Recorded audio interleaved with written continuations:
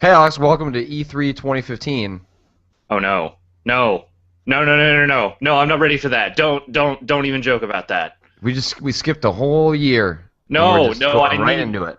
I need like 11 months at least before we can even start talking about that again. Don't no no no no no no no no no no no no no no no no You know no. somewhere though that like Microsoft and Sony have probably already had like an E3 2015 prep meeting. Like thinking about what they're going to do next year, And I probably. understand why they would do that. Like I get that. There's a reason for them to have to plan this stuff out. I don't want to think about it. I don't want to be involved in it. I don't want to talk about it. I don't want any more E3.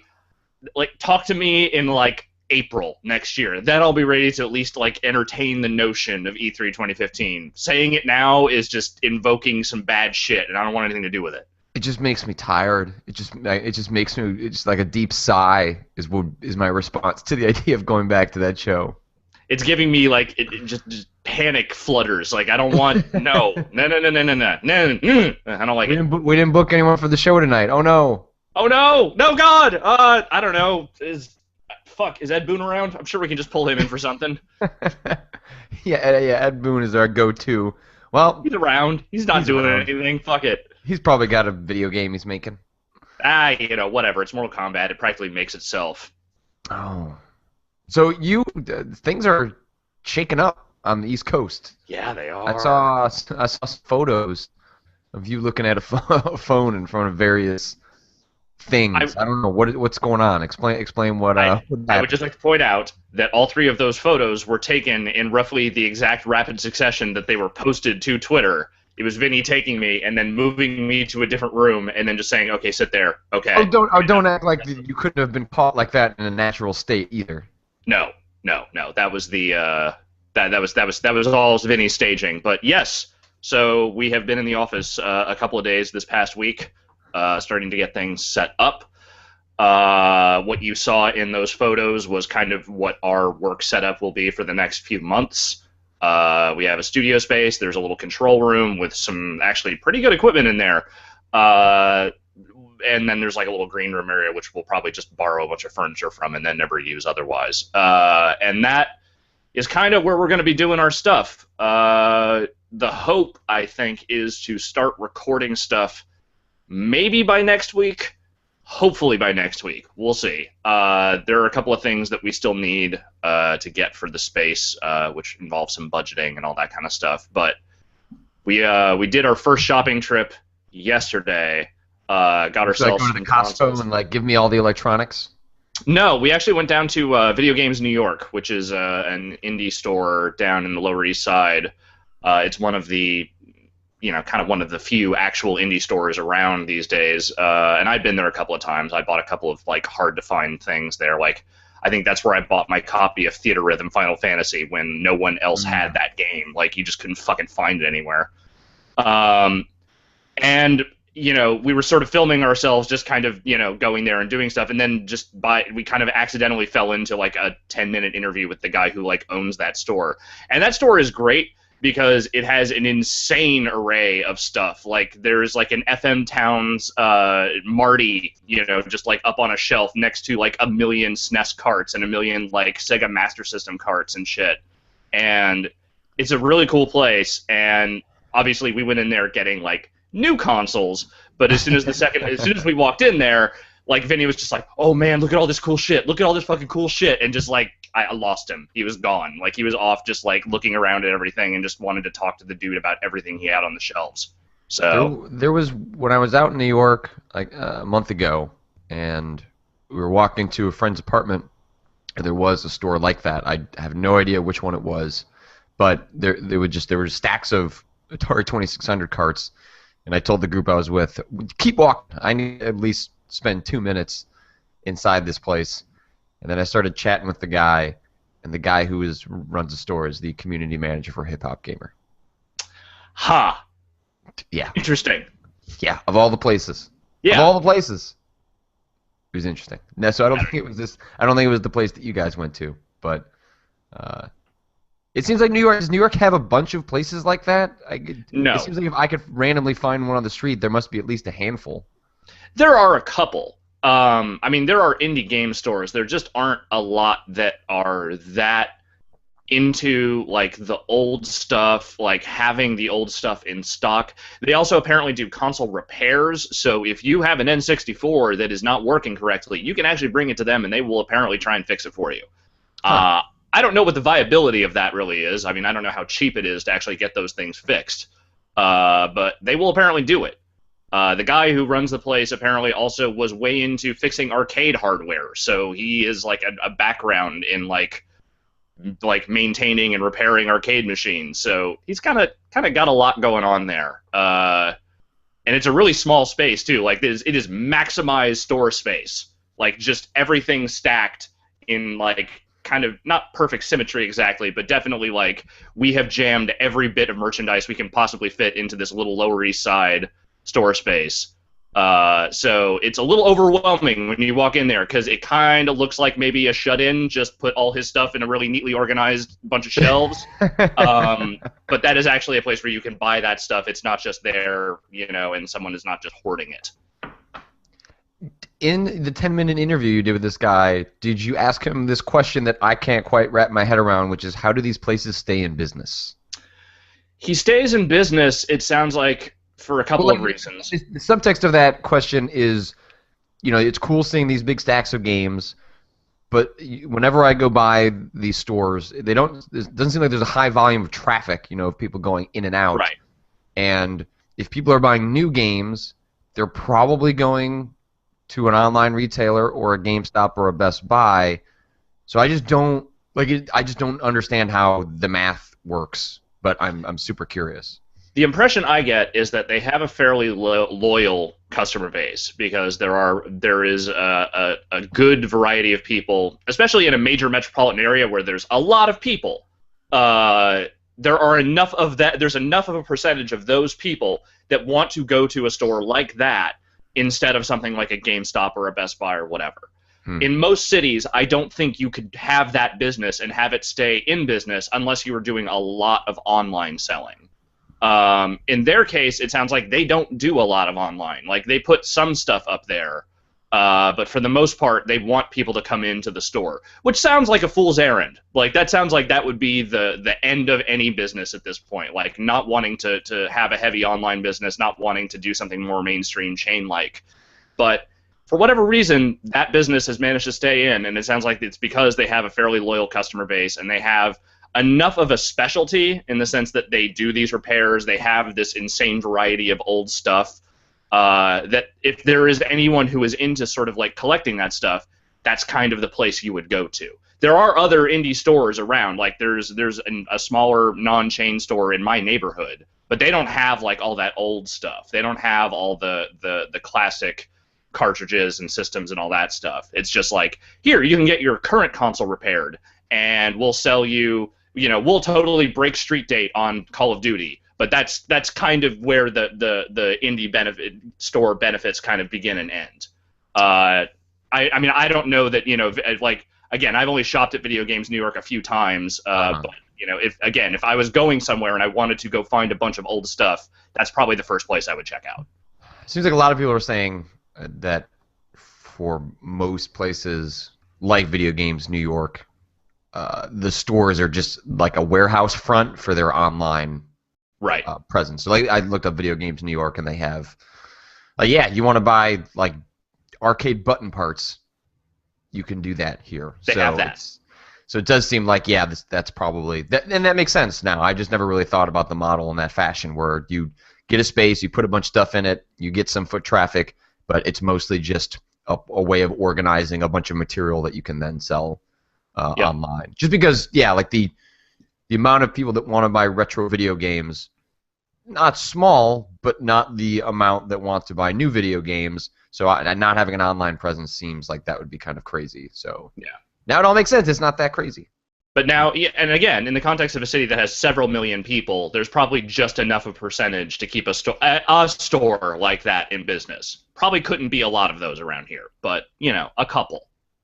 But despite going there and seeing all that cool stuff, we ended up buying an Xbox One and a PS4. So not exactly what they're supposed to suggest. But I also did pick up one of these bad boys right here. Oh, Uh, dang. yeah. Have you tried it yet? I'm going to try it today. I'm going to bust out all my old Nintendo and Super Nintendo cartridges and make sure they still work because I have not tested any of them in a very long time. And while I have kept them in clean containers in relatively temperature climate controlled spaces, you never fucking know with those things. So I want to make sure like all my games actually still work. Yeah, I saw Mike Micah, who we had on the live show last week. Even though that is all a blur at this point, and like none of that may as well have happened. That just feels like a blip in my life that I don't really remember last week at all. He had some bad, not great success with some of the first games he was testing out on that Hmm. thing. But he was testing out some weird games like with FX chips and things like that. So I don't know if that introduced more weirdness than that machine was capable of handling. Can that thing is that thing going to get like firmware updates and stuff like Yeah, that? yeah. It's an up. It has an updatable firmware. It has like all sorts of crazy shit attached to it. I mean, it's not a particularly expensive system, so I figured it was worth trying regardless. Mhm. If I can have a system where I can actually just kind of plug in those games and mess with them. I mean, it's not like emulators don't exist. I understand that, and it's I not think like that I thing I haven't think that downloaded. thing is an emulator It too. is It's basically. basically yeah. Yeah, but it is playing the games that I own, and Right. it's like I can play that shit on my PC. That's fine, but if I have a way that I can play that stuff on a TV too, like I think that's cool. So I figure it was worth trying out. An HDMI output, that's cool. Like that's a neat thing to have. It has all the controller ports. That's also cool. I don't know. It seemed like a neat idea. So how do you feel about this E3 2014 a week later? Oh god, that happened, didn't it? Yeah, it did. And Because I we were feel like this there. whole last week, like I've just been nose down on all this like New York stuff. I have completely forgotten that E3 happened. What happened during E3? Man, there's some video games. 2015 was, I think that's what happened at E3. That like Max Timken asked me that yesterday. Because he didn't go this year. No, no, he Cards was off on a off-site retreat to do whatever dark business that Cards does to be as successful as it continues to be. He said, "Well, what did I miss at E3?" And I was like, Nintendo's still pretty good." Hmm. Which is, I was Yeah, like, I don't know if there wasn't really a grand takeaway from E3 2014. I thought, there were a lot of solid games, but a lot of the games you really want to play are coming out next year. yeah. So have fun anticipating those. In the meantime, here's some more Battlefield. Here's God. some Smash Brothers. There will be Madden. I should have I led with that. Like, oh, they showed the new Madden. It Yeah, looks they it got looks they it made looks they made pretty some good. football. They made some next gen football. I don't know. It's like I've sat there racking my brains actually over the last couple weeks, like trying to think up what it was that really impressed me because I've had at least 3 or 4 conversations like this with people. Like I went out for drinks with a bunch of writers on Wednesday night, and everyone was talking about like what they were excited about at E3, and the answers kind of kept coming back the same from everybody. It was like, yeah, Nintendo showing was better than anyone expected. There are some really good games in there. Maybe not a lot of like system selling games, but like cool things that people will want to play, especially if they've already bought one of those things. And then Smash Brothers will sell some systems. Um, there was some good stuff in Sony, though it wasn't necessarily like the overwhelming excitement that they were kind of writing off last year. And then Microsoft also had some good games. The ID at Xbox stuff had a greater variety of stuff than maybe you would have expected, but nothing that was like overwhelmingly like exciting. Just like, cool, here's that Forza sequel or Horizon sequel that you thought was coming. Here's Hmm. more of Sunset Overdrive, which you already knew was coming. Hey, we announced Crackdown. We'll tell you more about that, I don't know, in like 9 months. We'll see. It's like there wasn't anything really there that was like overwhelmingly rad. It was just, here's some cool stuff. Most of it's not coming out this year. And then all the publishers just didn't really have anything.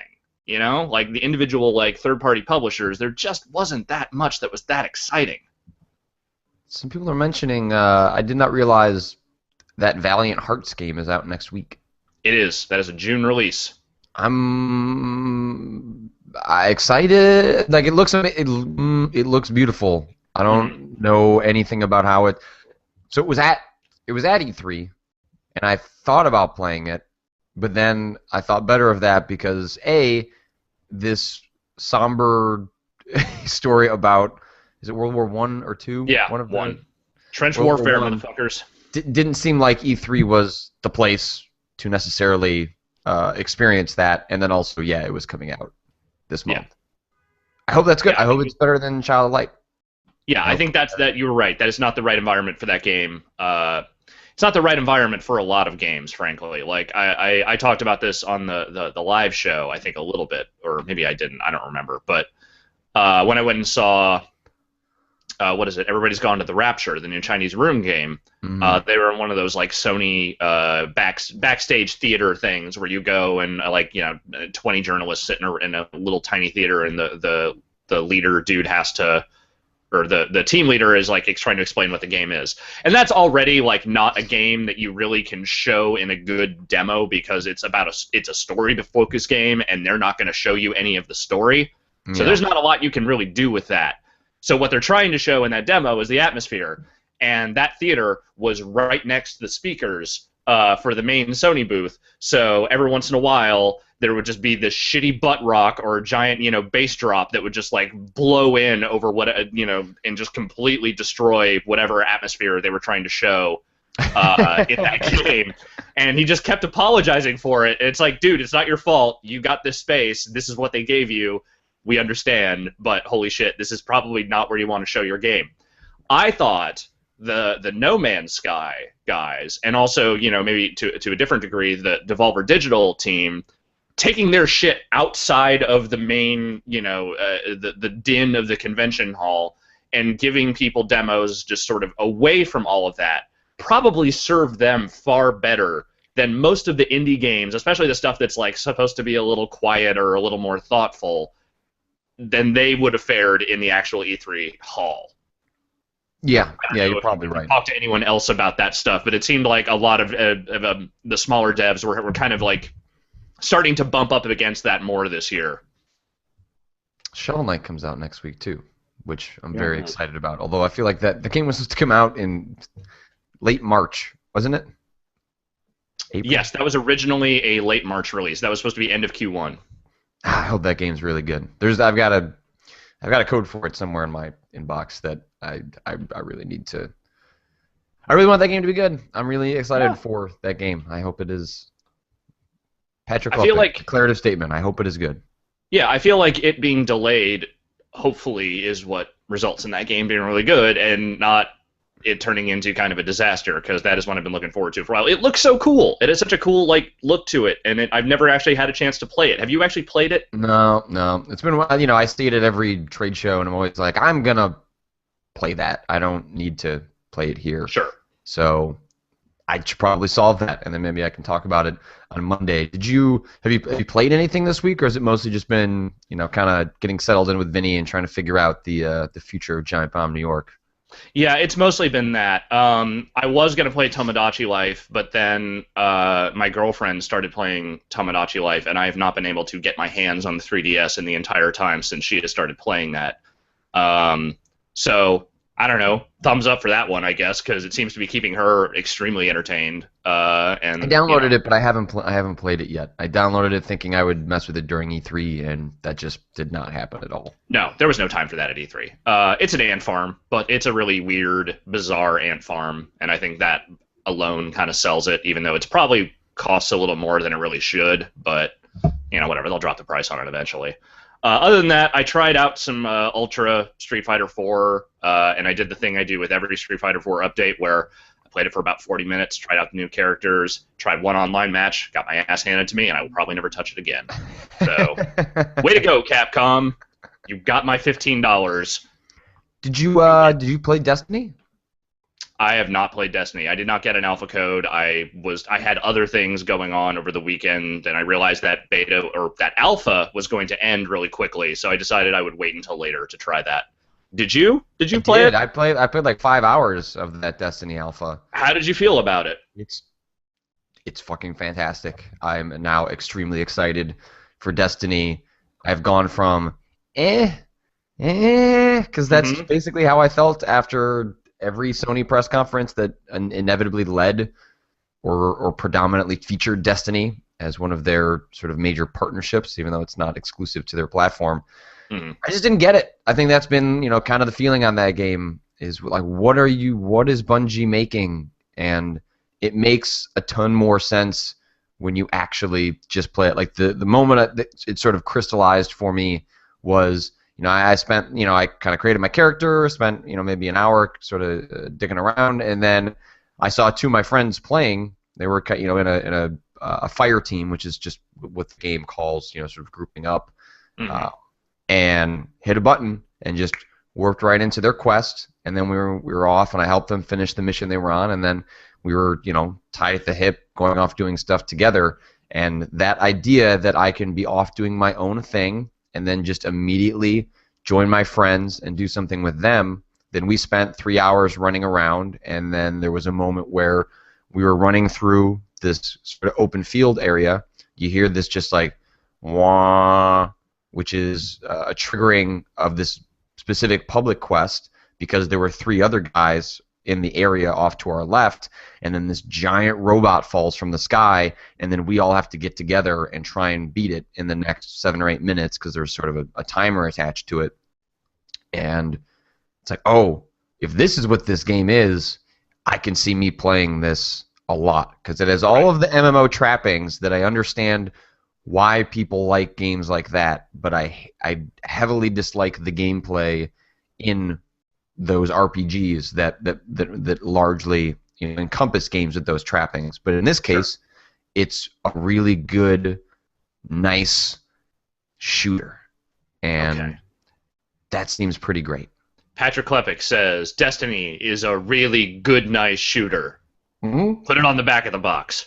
Yeah, and it just seems like a lot of fun, and like just the little touches, like really. So like in theory, I like loot, right? Like loot's fun to sort through and figure out and collect and all that.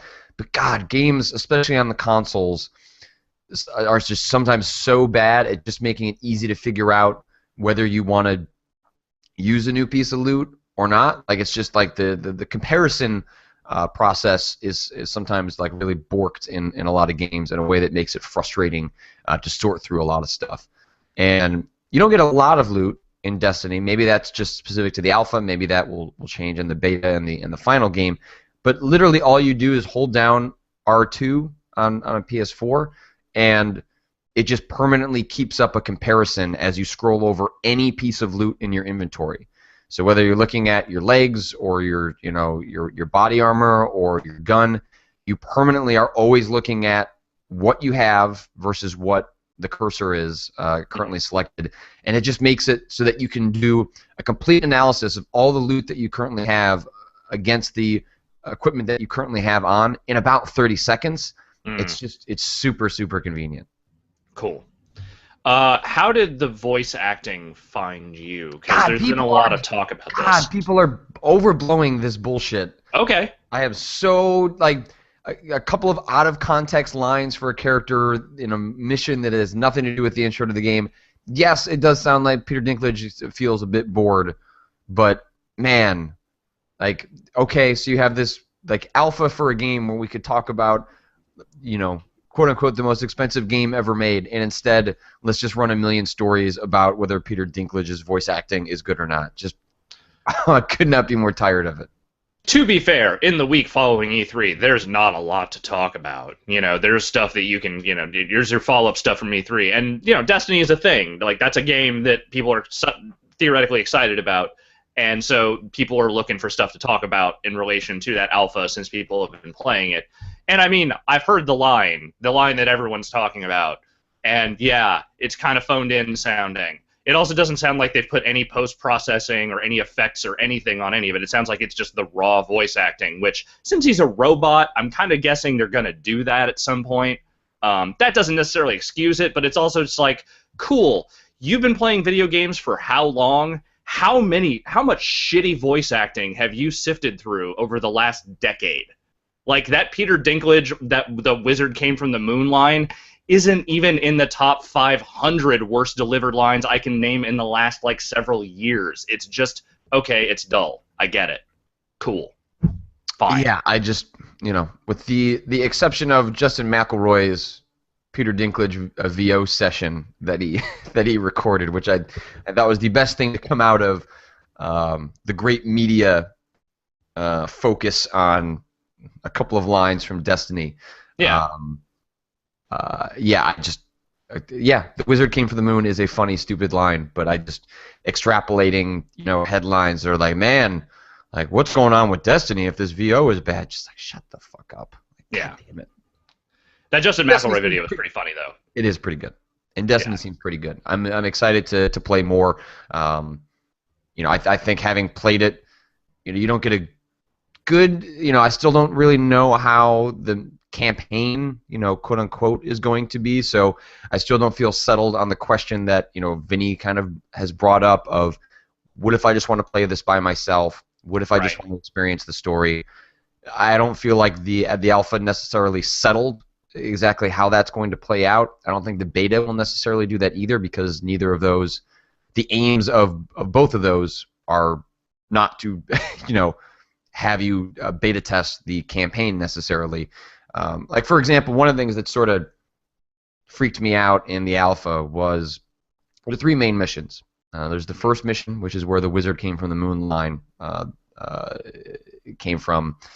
Another mission is just an infinite loop of a section of the same section that you do the wizard came from the moon line, and then it just sort of infinitely generates, hey, go kill 6 of these things. Right. And we kept waiting for it to end, but it just goes on forever. So as long as you want to just keep shooting dudes in this area, they're just going to keep giving you a reason to collect, like, okay, now collect some cloth. Okay, now collect some goo. Okay, now go trigger this thing. And it's all just a million things you can do in the same area over and over again. And it sort of terrified me. Because if a significant amount of the content in Destiny is just going to maps you've already been to, and the only reason that you're there is to collect 7 fucking cloths, that is the part of MMOs I want nothing to do with.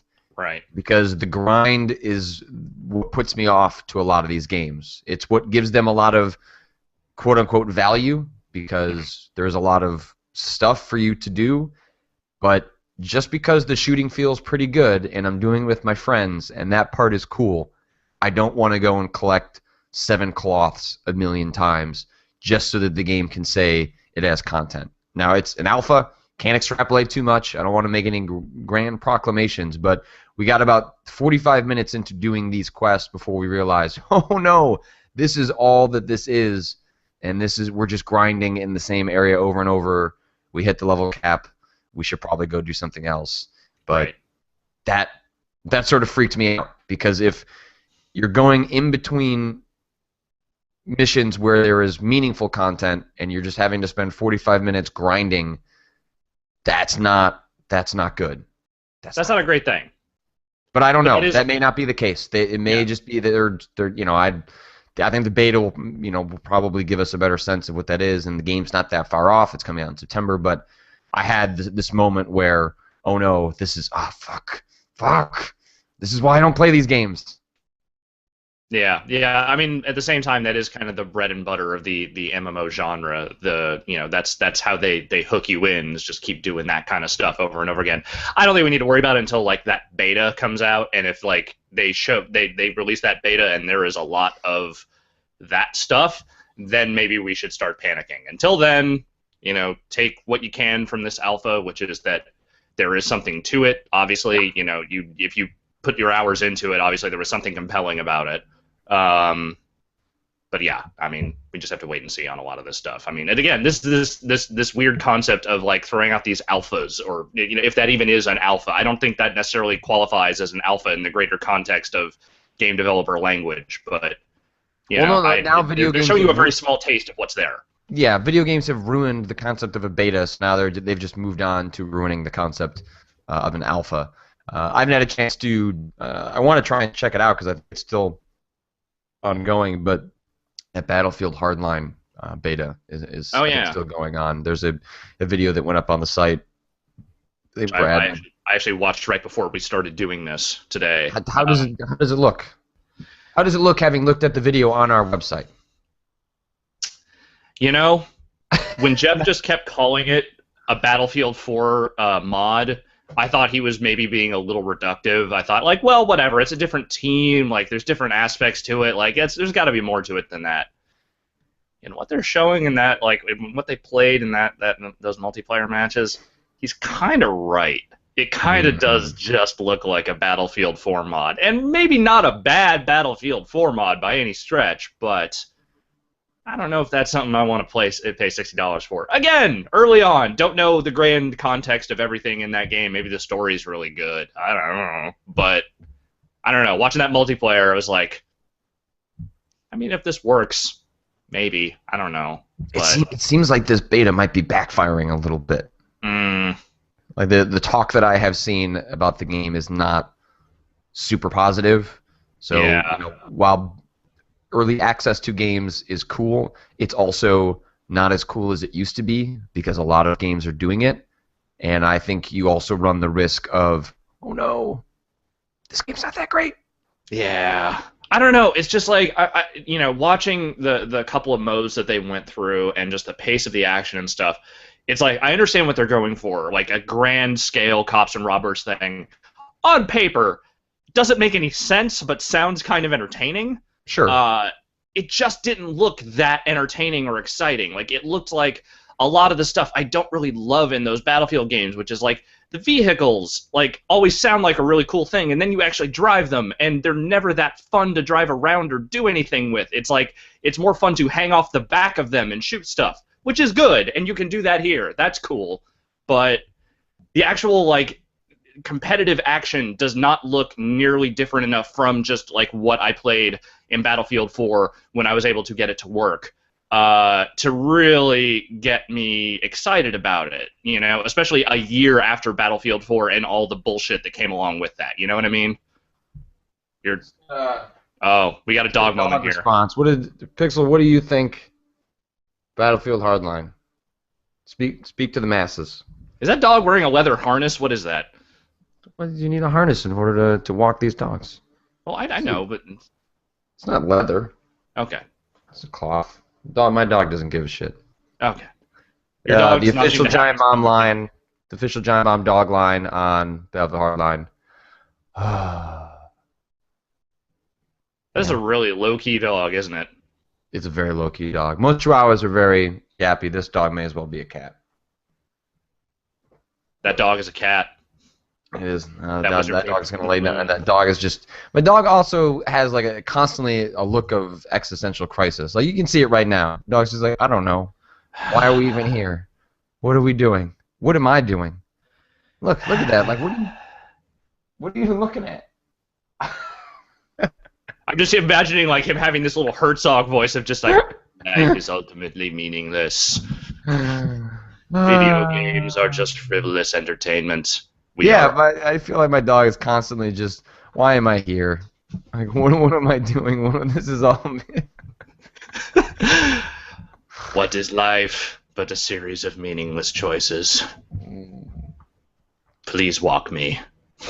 Yeah, and then when she sits down and falls asleep, it's just acceptance of despair. Yeah. Just, well, I guess it is what it is. Yeah.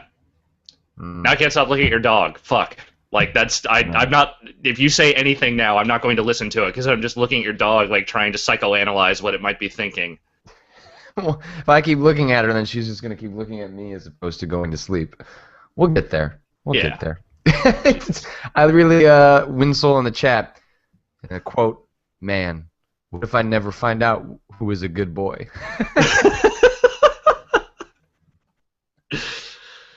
Oh, God damn it, Patrick. Did you play anything else this week?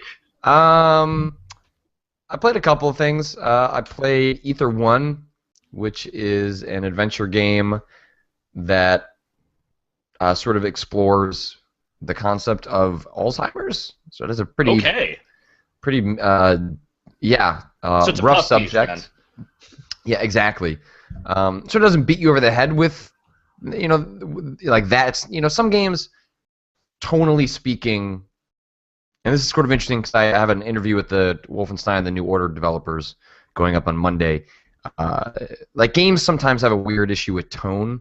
When they want to be serious, it's super serious, and when Mm. they want to be bombastic, it's really bombastic. Like games, I have found, in general, have like they're not very good at having like multiple tones and then sort of switching between them, sort of like the Wolfenstein Wolfenstein, kind of guys, a key example. huh? Wolfenstein, sort of a key example of that. I think that game actually does a pretty good job of switching tones rather successfully. I In think it a has multiple tones. I don't think it's very good at balancing those two things. Like it's kind of jarring mm, when it shifts from one side to the other. I'll disagree. I think it it's not as good as say in Inglorious Bastards, which the developers cited as a primary influence on the type of game they were Sure. trying to make. A game that or an experience that has its cake and it eats it too. So it's like, hey, we're going to be super serious, use super serious tones, but also it's going to be lighthearted and people blow up and stuff like that. So Ether One is not a game like that. It's not where it's bombastic and also really somber, but it's also not constantly like, oh no, Alzheimer's is terrible. It just sort of uses that as a setup to explore a game about memories, and Right. it eventually comes full circle, and it does get sort of really intense in terms of how it deals with that. But I thought it was it's interesting. I have some problems with it. I featured it in Worth this week if people want a closer look of it, and that video is on the site. But I played that, and then the other one I played was A Story About My Uncle, Mm. which is the indie game that has sort of a grappling hook mechanic, and that one I thought was really really good. The grappling mechanic is sort of 50-50, but Mm. any game that gives me like I really love grappling mechanics in games. Like I will play bad games with bad grappling mechanics just because I like the experience of sort of swinging in the air. Like for example, like the Bionic Commando reboot from like 5 years ago, not a very Yeah. good video game, No. but the grappling was pretty good. Yeah.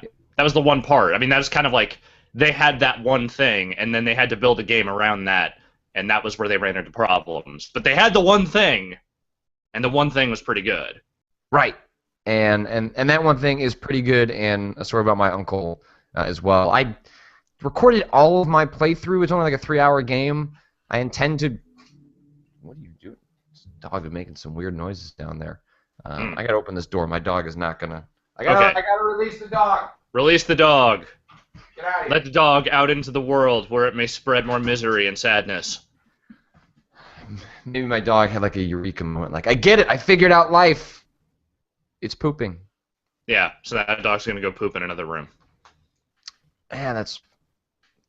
It's yeah. You've cursed me. Now that's actually what's gonna happen. Yep. So yeah, so I don't know. So I recorded all of my playthrough, and I'm going to do something with that. I want to try and do another sort of video essay, and so I thought, well, what if I record everything that I played, and then we'll do some sort of rather than writing it up. Like I just don't think like the story about my uncle. I don't think anyone would read a review of it, but Yeah. maybe they might watch a short video about it. So I'm gonna maybe try and do something like that. Cool. Um, So is that kind of the week in video games for us?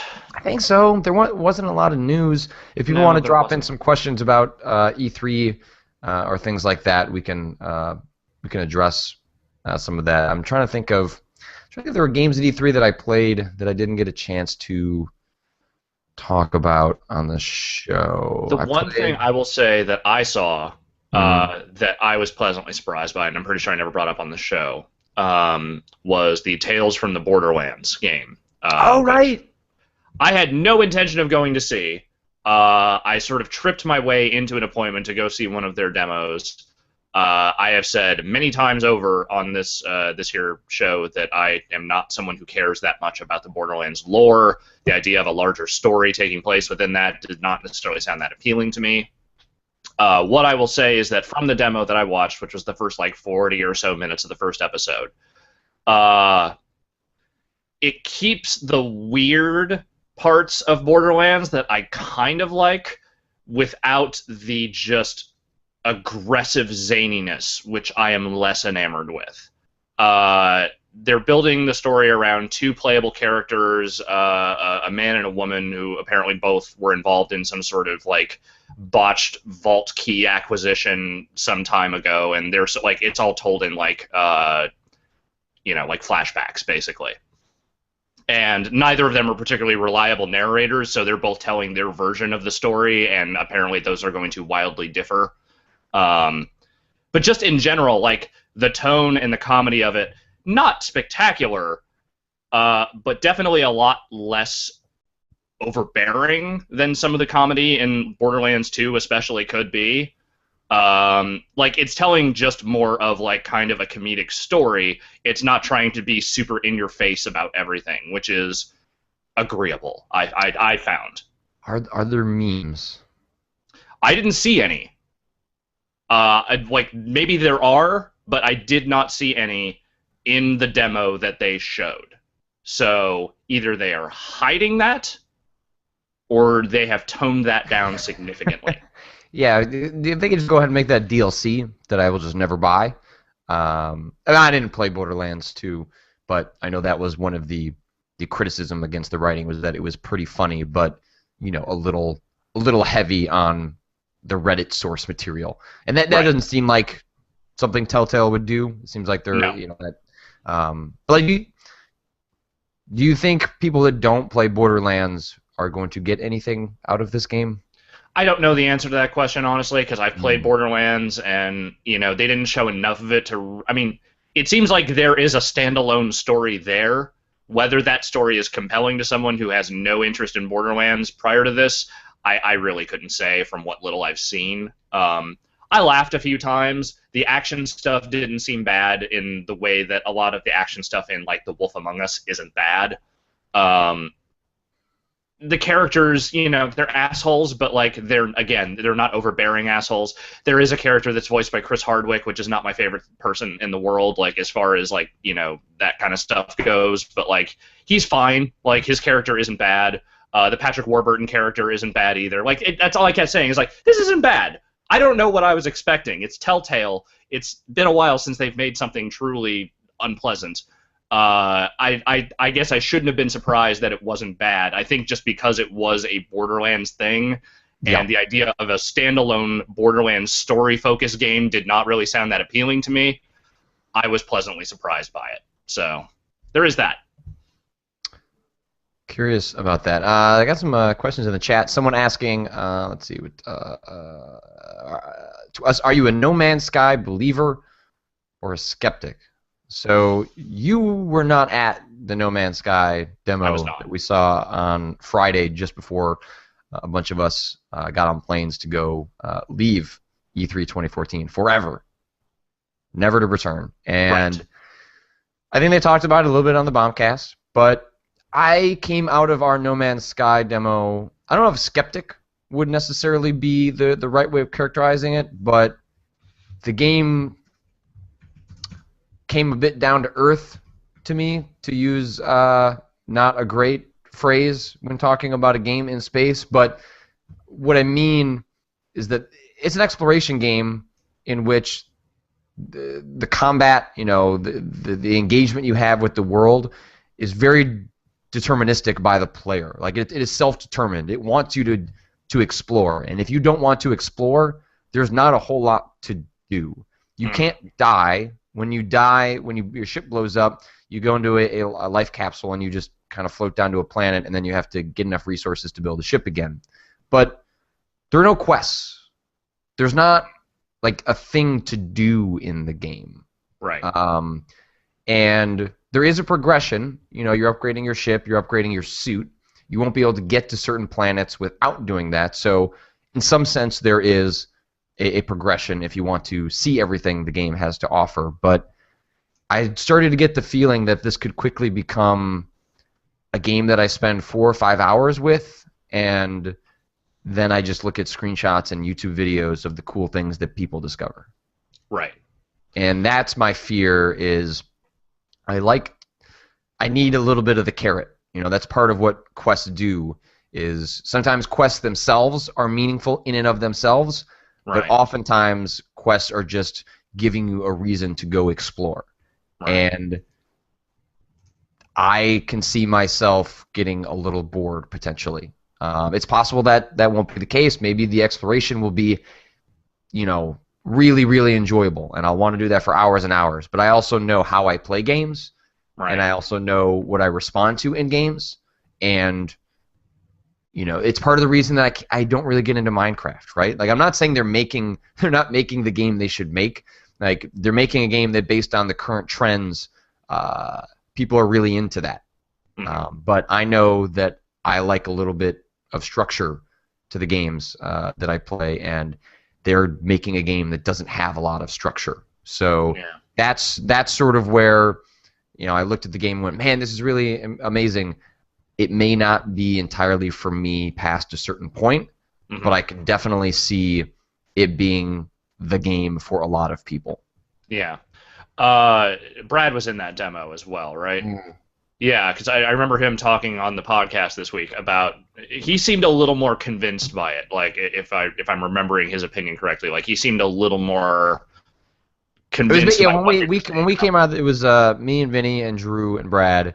Uh, Drew and Brad came out going, yeah, F yeah, we're into it. And then Vinny and I came out kind of going, maybe. still really, really impressed by it. Like the way they're building this world procedurally. And there's an excellent article that went up on Kotaku this week that explains how exactly they're doing that and what exactly sort of procedural systems even mean. It's a nice Mhm. buzzword, but Tina Amini sort of broke down exactly how that's working.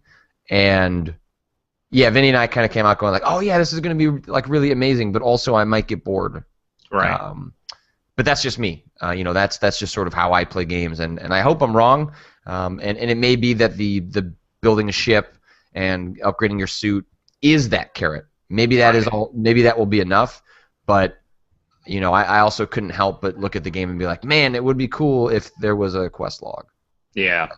A reason to go out and do stuff. And the game, it'll ship on a PS4, so it'll have to have trophies. So maybe that will prove sort of a quest log, like, hey, make sure you explore 50 planets, and it's like that'll be a reason to kind of keep going. But I don't know. That's everything about it sounds incredible, except for the carrot on a stick, which is kind of just a thing that I look for in games. But yeah, I also like playing games that have sort of a start and an end, and No Man's Sky doesn't seem like it's going to have an end, No. which I think will be great for a lot of people. I just wonder if it may not be entirely for me, but we'll see. Yeah, it may be, but the concept behind it still sounds pretty appealing to me. And I mean, the visual stuff they have shown for that game. I think for me, I'm a much more visually minded person, and so like the idea of just exploring a wide variety of these planets and just kind of seeing all these different environments and seeing like what kind of crazy shit these algorithms they have built can build is inherently more appealing to me. That said, for me, it's going to depend very heavily on how much variety there really is to it. Like, they're showing these really detailed worlds that are very cool, very colorful, very interesting, but how much variety is there really in that system? Like, am I just going to be seeing the same variations on the same types of creatures, same types of worlds, same types of color schemes, frankly? Uh, and am I going to kind of run out of stuff, even if it's different a little bit? Like, is it that eventually just going to kind of wear on me? And that's I feel like that's a question we're not going to really get answered until that game is out and we see what it actually is fully generating. Yeah, I think you're right. Let's see. Ba-ba-ba. Hmm, hmm, hmm. Hmm, hmm, hmm. A couple people asking about. I'm not sure if you saw it because they were deleted fairly quickly. Hmm. Phil Fish's tweets about he briefly returned to Twitter. What a marvelous 25 minutes that was. Yeah, I really enjoyed your commentary on that. Remember that time when Phil Fish returned to Twitter? He made a couple of tweets about the idea of Let's Plays, long form video, and whether content creators, the people who make the games, should share in the revenue on that. I think that's a Right. really I think it's a really, really complicated, complex question. It is. I I don't even know if I've thought about it enough to really necessarily give like a fully thought out answer on that. Like off the cuff, I think the reason it's a gray area is because it depends on what you consider to be transformative work, right? And that's sort Right. of the at the heart of fair use. And that's basically what, Phil was questioning here was, are Let's Plays fair use? And if they're fair use, then that means it's a transformative work, which then means the creator, the YouTube, user, has done enough to justify not having a revenue share. This is, Mhm. that this question came up to use sort of an analogy with who's the guy that does all those remix albums? The music. I mean, there are a million of them. Are you thinking Oh, of? the guy who pulls like the hooks from all the different songs and just like Oh, mashes them up. God damn it! I know who you're talking about. It's not coming to me right this second. Anyway, so my analogy fails when I can't remember who I want to talk about. But like quick looks are different than like an endurance run, right? And so Hmm. that's if we want to use like analogies on the site, like that's basically what he's saying a quick look is okay, an endurance run should share profits with the developer. Um, But is now, that actually true? Because the question is, what's the difference between girl talk. Thank girl you. talk? That's it. There you go. In the case of an endurance run, you are playing the entire game, but you are still providing commentary, like actual, like long form commentary over that stuff. There are people who do these let's plays who barely talk at all, who barely do anything over it. In some cases, it's literally just video of a person playing a game with no commentary whatsoever. That to me is maybe where he might have a point. In my mind, if you're actually doing enough over, I mean, yes, even if you are showing the entire game, if you are providing commentary, entertainment, whatever over that, and you are playing a game, which again, there's sort of the his comparison was movies, music, whatever. Anytime that stuff Mhm. ends up, if a full movie ended up on YouTube, it would be pulled down immediately. Why doesn't that happen with games? The difference is nobody's talking over a movie when they put it up on YouTube. Nobody is doing commentary over that movie when it is up on YouTube. But you wouldn't be able. I mean, if you take his analogy at face value, like you wouldn't be like I can't upload Transformers 3 and just talk about how garbage that movie is over it. Like that would be taken down. Like Paramount wouldn't allow that. Which, in that case, I think the compromise here is that it's probably fine. I think it's okay for press, YouTubers, however you want to categorize the content creators that are doing this. If you as a developer feel that you shouldn't do it, Mhm. then you have content ID. You have the ability to pull that stuff down. So I'm not necessarily going to begrudge Phil Fish if he wants to say people shouldn't do that. I think I think he'll probably get a fairly large backlash for taking that attitude, but I'm not going to necessarily begrudge him if he wants to exercise his right as a No. content creator and pull that stuff down.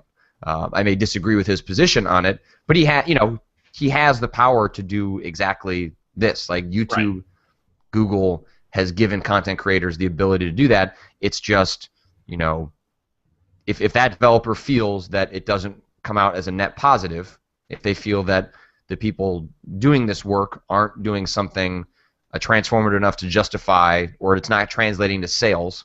I've heard story-based game developers express this problem, where, you know, if you these long let's plays spoil the experience. The question then is obviously, if someone views that, did they have any interest in buying the game to begin with? We'll Right. never know, right? Like that's an unprovable hypothetical. It's possible, Hmm. but it's also possible that that's not true at all, and that people that seek that stuff out had no interest in ever playing your game. They're just interested in seeing, PewDiePie or someone play the game, Right. and they don't have any interest in playing the game itself. I think it's a really interesting question. Like I think it's a really weird gray area. I think Phil's crassness in which he brings up some of this stuff is often what leads to the backlash, as opposed to then seriously considering what he's trying to say. I think it is not necessarily cut and dry, black and white, that it is a net positive for every single developer, because that's just not how stuff like this works. I think he's wrong, but I think it is. I haven't seen a whole lot of developers show provable metrics that Let's Plays and other long form videos have hurt their games, partly because it's probably hard to prove. Yeah. So, maybe asking the impossible of a developer. But I think it's an interesting question. I think exactly what you're saying about folks that upload raw gameplay with no commentary, like those I have a hard time defending. Yeah.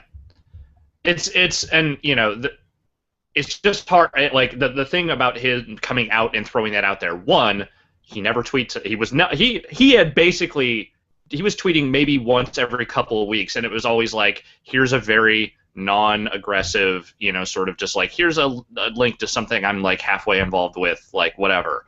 And then he just comes out with this like, not tirade, but like these like 5 or 6 tweets in a row that were just like, here's my incredibly hardline stance on this stuff out of nowhere. And with him already being kind of a lightning rod for attention, like, of course people were going to pounce on him. The interesting thing, though, was as soon as he made those statements, I saw people like, Jake Rodkin and Mike Bithell immediately come in and be like, well, actually, here's how this, these sort of like long play videos and this kind of stuff actually has, tangibly benefited us. Like Bithell was talking about how, like, I don't think Thomas Was Alone would have actually done what it did if I hadn't, like, if YouTube personalities and, other long players hadn't come along, taken the game and sort of shown people what it was and turned it into something, that people wanted to watch. He specifically said, I'm looking forward to sending my next game to as many of these YouTube personalities as possible and getting it out there and letting them do what they want to do with it. That doesn't mean Phil is wrong necessarily, and that doesn't mean that he doesn't have a point in there somewhere. But I feel like, the ratio of developers that feel like this, the YouTubes and the YouTubes, what the fuck am I? What am I, 90 years old? Jesus Christ. The YouTube personalities, the long players, that kind of stuff, it seems like more of them believe that there is a tangible benefit to this. That, again, that doesn't mean that Phil doesn't have some kind of underlying point. Maybe there is some line that needs to be drawn somewhere. I just don't know what that line is exactly. Right, and I think that's the entire, when, if we use the quick look endurance run as the sort of like a basic comparison for kind of what is being talked about here, like at what point does a quick look stop being a quick look, right? Like a quick look isn't even a quick look. Like we quick looks were meant to be like 5-10 minutes long, and now they're 30 minutes to an hour and a half to longer. If you consider something like the Elder Scrolls Online. So like we showed 4.5 hours of the Elder Scrolls Online. Is that too much? Is that entered into now that's rev share? Like, I mean, that's I think that's a really tough question, and drawing those lines is going to be really difficult, which is why I think it just won't happen. Yeah. You have companies like Nintendo who were doing what Phil, might very well do with Fez, and just doing content ID tracking on footage that went up, and then they switched their stance to, well, now you do a rev share with Nintendo. So Nintendo's doing what Phil is considering doing, or at least raising the question about doing. And I think it'll be curious to see what happens going forward with Nintendo material. Do Let's Play and YouTube content creators just say, you know what, we're just not going to cover Nintendo stuff, which I think is a very real possibility. There are plenty of other games to cover. Why spend your time on a Nintendo product when you could, spend it on something else? Someone points out, just saying like, the cat's kind of out of the bag, you can't put it back in. And I think that might be true with this. But even if it is true and it's sort of too late, I think it's a really interesting question that we didn't quite consider on the road to this stuff. It's not dissimilar to the GameStop used games idea, right? Where, a lot of developers wish that GameStop had a rev share model with them in regards to used games. I think that's pretty close to what we're talking about here. And I think the outcome is probably sort of the same, which is that nothing happens, but Maybe it should. I don't know. Yeah. Speaking of cats, people keep requesting my cats. I'm gonna go find her real quick. You dance for a minute. All right. I'm going to dance here, talking into this microphone while Alex goes and finds his cat. I don't have a dog anymore. It left me. My dog loved me until I exposed it to the world, and then my dog said, "No, you can't do that to me. You can't do that to me." Let's see. Arbuthnot. Since Nintendo apparently let Captain Toad enough to give him his own game, do you think Catsuit will get its own game? God damn, I hope so. I really hope so. That would be great. Catsuit Mario, just give it its own platforming game, all about the catsuit. Man, that'd be good. Yeah. Hi, I got a cat. Oh, hey, there's a cat. Say hi to Ava. Cat. Oh, your cat talked. Yeah. My dog. God damn it. Yeah. My cat talked. This is Ava. I don't know where Thelma is. She went and hid, but this is our other cat. Yo, that's a cat. That's totally a cat. She doesn't really like being picked up that much. She's very affectionate. She doesn't really like being picked up. So your cat doesn't like you, is what you're saying? Oh, she loves me. Hi, cat. Cat, meow twice. If you're captive. Don't you fucking dare. Don't you fucking meow right now. All right, well, I think that's a show, Alex Navarro. I think it is too. All right, cat, you can go now. She was sleeping in my suitcase, which I still haven't unpacked. Really? Yeah, I know. I'm such an later. asshole about that stuff.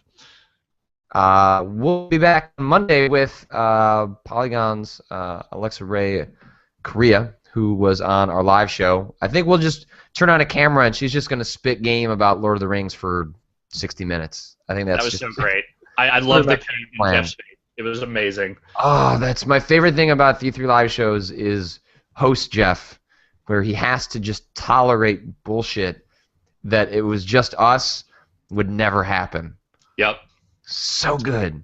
It's gonna be great, and I'm gonna make him watch this video on Monday and be like, "Look, just listen to everything she has to say. Just listen to it."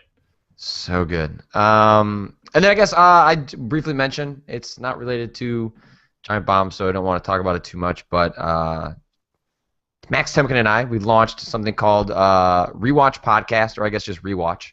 And it's kicking off with a rewatch of Lost. So we are watching the first season of Lost again. It's not commentary over the episodes. It's just sort of watch the episode, then a reaction to it, and we're doing it, very noob friendly. So if you haven't watched the show, we don't talk about spoilers for future episodes and seasons and things like that. But it has been a lot of fun, and it's been an excuse to rewatch Lost, which I've been looking for a reason to do that. Did you ever watch that show? Yeah, I watched it actually from beginning to end. I was super into it for the first 3 seasons, and then I started watching them in DVR chunks past that. But I have seen the entire series. So yeah, let me know when you get to the Nikki and Paolo episodes, because if you need a guest around that time, I have some opinions around that time. We're not. So we're only doing the first season, and then we're going to do sort of like capsule episodes for the season after that, because otherwise it would take 2+ years to get through the entire thing, and I think we would probably run out of steam at some point for a show that's no longer on the air. But we will we'll have to have you on to talk about Nikki and Paolo is a weird, without getting into spoilers of the show, the relationship between the creators of a show and the audience, that is a weird thing. That is an example of a show reacting to the audience in an incredibly close fashion that was super interesting. So yeah, folks can check that out. It's on iTunes. You can download an MP3 and grab an RSS from rewatchpodcast.com. And we just recorded the second episode. We had Eric Pope on telling us about going and seeing lost sites in Hawaii and finding a pile of bones. So there's some weird stuff. That's unsettling. Yeah, it was a little bit weird, but yeah. I'm gonna set this Retron up. Fuck it. I don't know. We're all gonna die. Everything's horrible. Life is meaningless. Okay. All right. Well, we're gonna end this. We gotta end this then. This is going to a bad place. We'll see everyone on Monday with Alexa Red Korea and Alex. I will talk to you then. Oh.